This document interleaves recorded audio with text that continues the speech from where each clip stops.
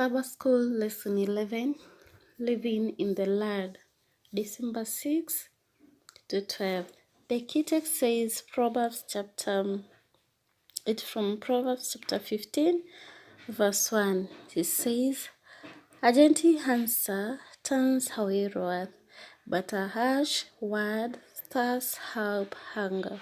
A gentle answer turns away wrath, but a harsh word stirs up anger. Living in a community can at times lead to dispute and tension.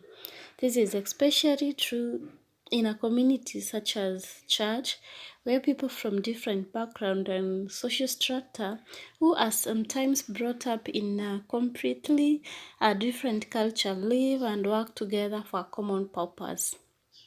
In this week, we study Joshua 22 and a challenge that arose from a great misunderstanding among the people. Why is it dangerous to jump into a rash conclusion about the behavior of others? How can we foster unity in the church? Why is it important to keep in mind the larger scope of our calling and not to caught up in distractions?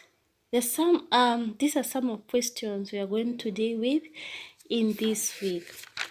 Sunday part says commitment. We get the book to read from the book of Joshua chapter 22 verse 1 to 8.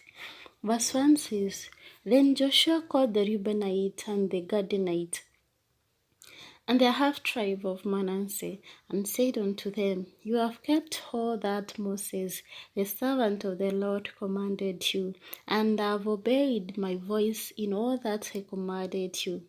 You have not left your brethren these many days unto this day, but you kept the charge of the commandment of the Lord your God."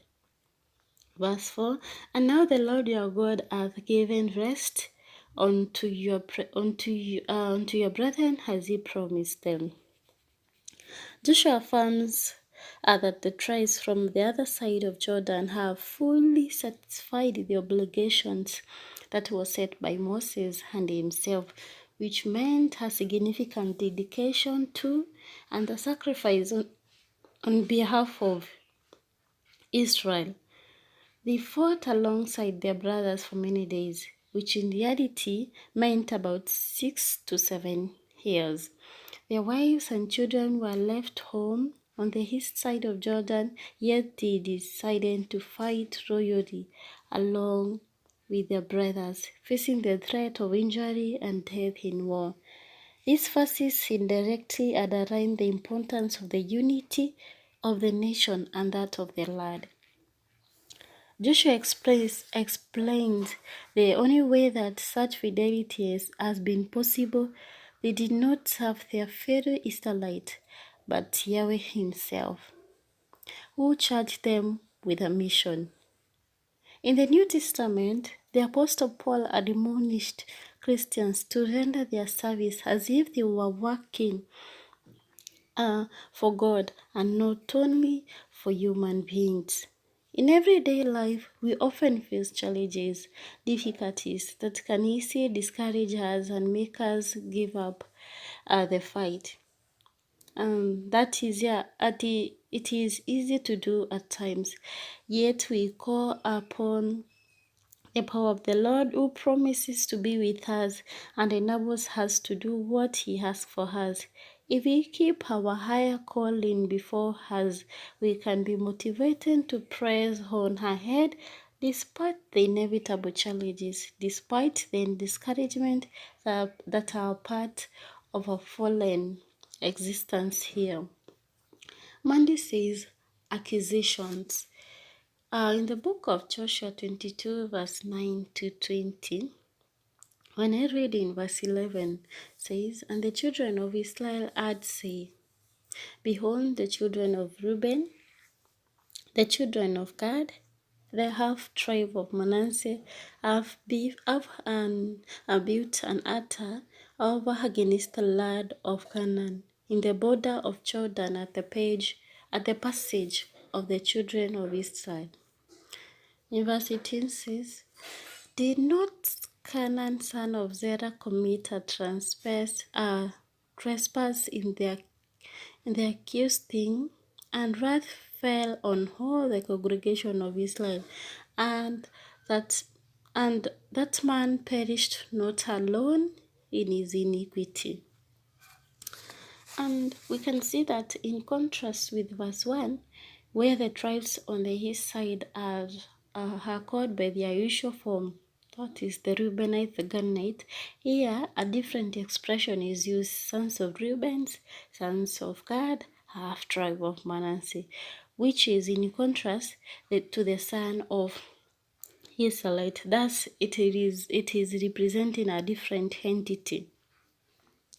Underlining the question of Ishu's story is whether the tribes on the east side of the river can be Israelite.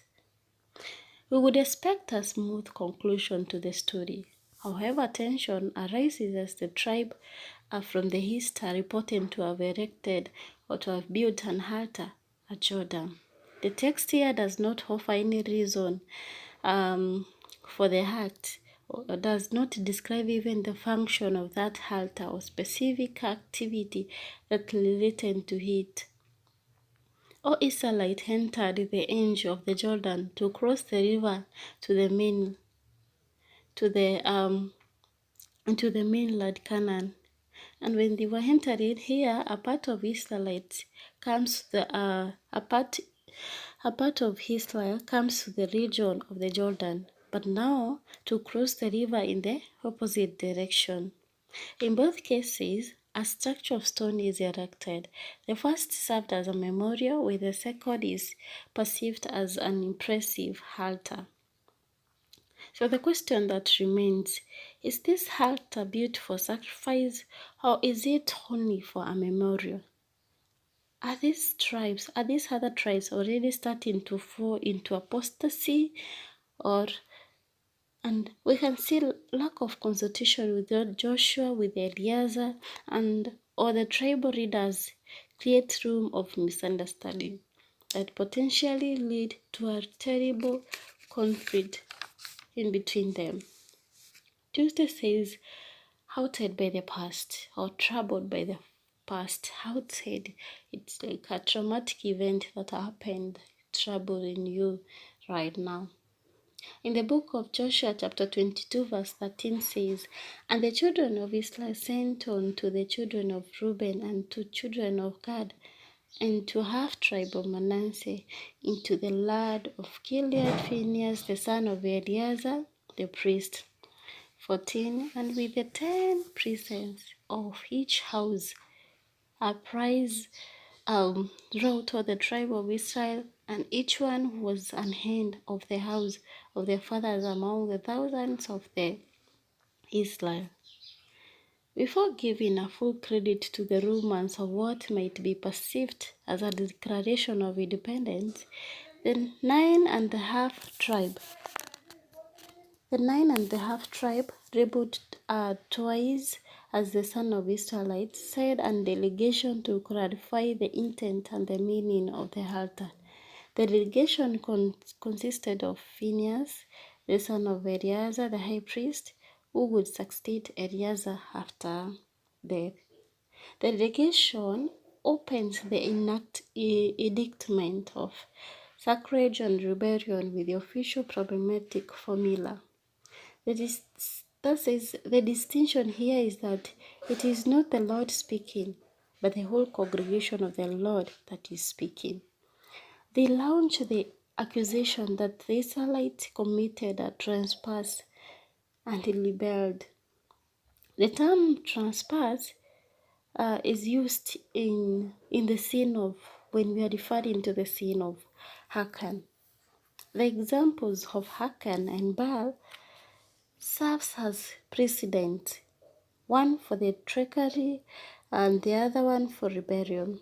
They also express fear of the 9.5 tribes that the act of building an authorized altar will lead to apostasy, idolatry, and immorality, which will incur the wrath of the Lord upon the entire nation of the Israelite. So it the sin of Achan and Baal is outly in them. It is affecting them and may lead to a sin of apostasy. Honesty says, urgently answer. In Proverbs chapter 51 says, a soft answer turns away wrath, but a grievous word stirs up anger. The answer of the accused, as straightforward and powerful as the accusation, constitute both thematically and structurally the heart of the chapter.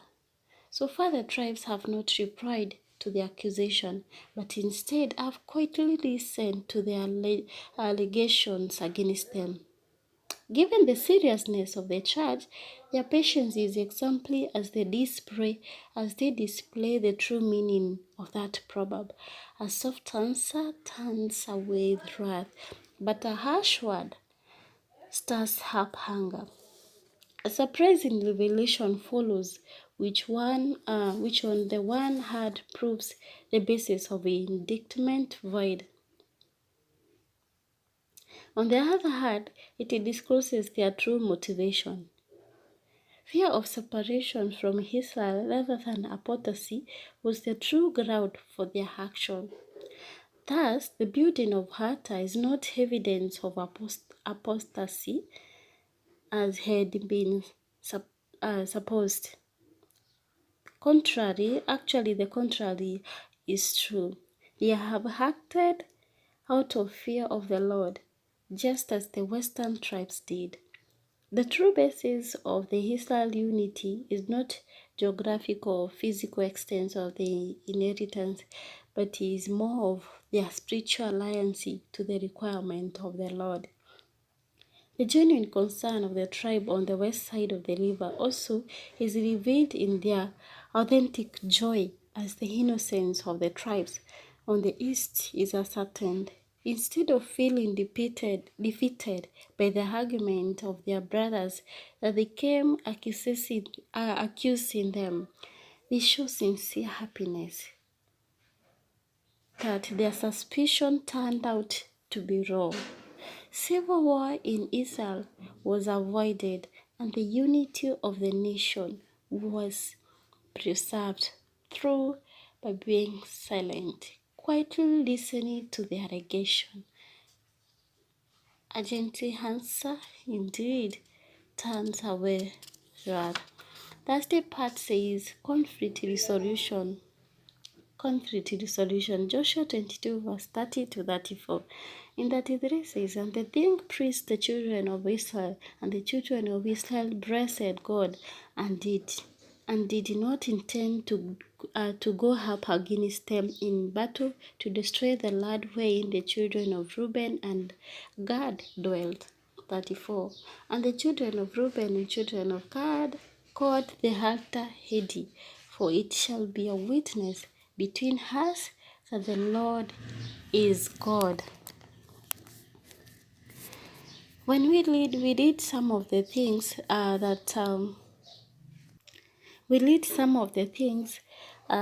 that it is manifested in this story.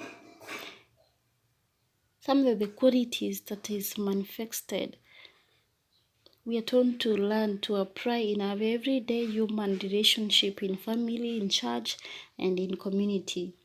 When things go wrong or seem to go wrong, the best thing to do is to communicate instead of suppressing our observation until they explode. Let's communicate when things go wrong. The second point is that even if one is convinced about their judgment, do not jump onto hasty conclusion.